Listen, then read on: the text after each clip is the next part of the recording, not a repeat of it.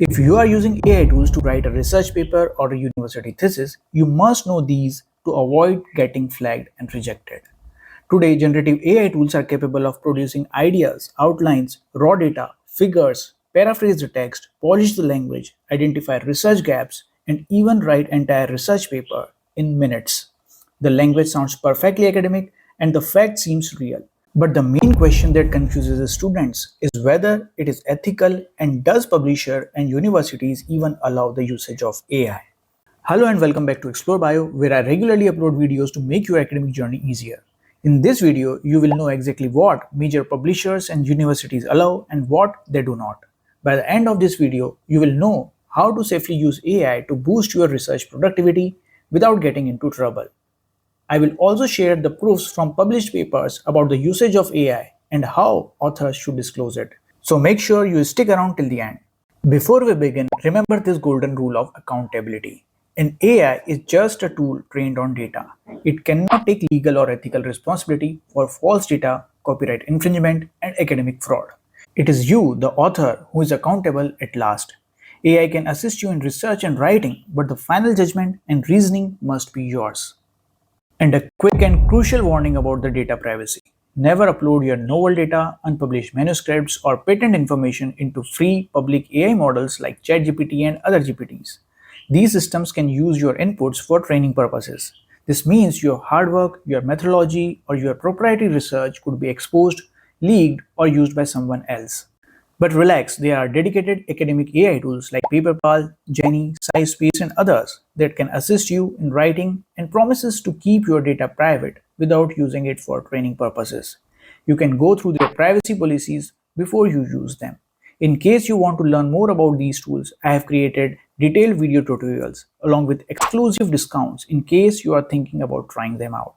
Now let's talk about what is strictly prohibited by publishers and universities. First, you cannot list AI as a co-author or an author on your research paper, even if you have used it for assistance. This is because authors are held legally responsible for the work, and an AI cannot be held responsible for this. This is clearly mentioned in the guidelines of Elsevier, Springer Nature, and other major journals.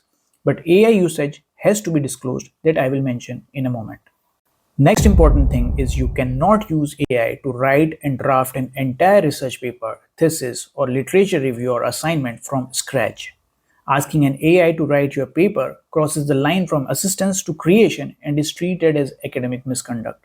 Even if you are just generating partial paragraphs using AI, you must manually verify the original source and citations. The core writing must always be originally drafted by you, and you will be held accountable for this. Another major red flag is fabricated images and data manipulation. Major publishers have near total ban on use of generative AI to create or alter scientific images.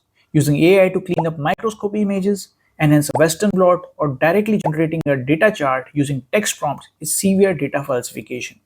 Note that some journals do allow AI to create conceptual graphical abstracts or cover art, but this must be checked under their guidelines and fully disclosed by the author. AI may also hallucinate. It can generate citations for the papers that do not actually exist or provide completely irrelevant references. And this can happen even with the specialized academic AI tools. And submitting a paper or assignment with fake or mismatched citation will straight away lead to rejection or failed assignment. You should never blindly trust on an AI generated citation without verifying it on databases like Google Scholar or PubMed. Now let's talk about what is generally allowed and how AI can be used to improve your productivity. Number one and most common allowed AI usage is in language polishing. Major publishers actively encourage using AI to improve syntax, grammar, and the flow of the paper. This is termed as AI assisted copy editing. You generates the rough draft and the AI polishes it. And here is a pro tip.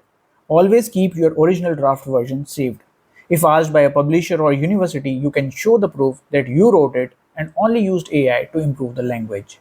Number two is structuring and formatting the text. Using AI to build a structural skeleton for a manuscript is entirely ethical.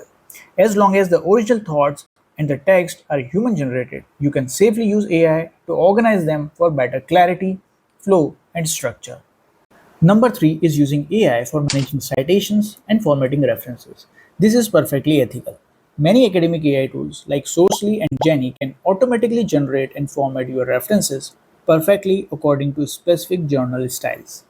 However, it is always wise to cross-check the generated outputs just to be on the safer side. For reference management, you can also use this completely free and amazing tool, Zotero.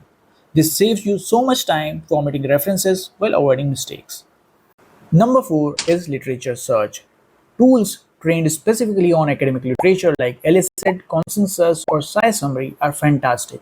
You can use them to summarize dense literature, organize based on the themes, and brainstorm research gaps. But remember, AI tools might not have access to paid articles, which limits their discovery. They might suggest a gap that was recently filled.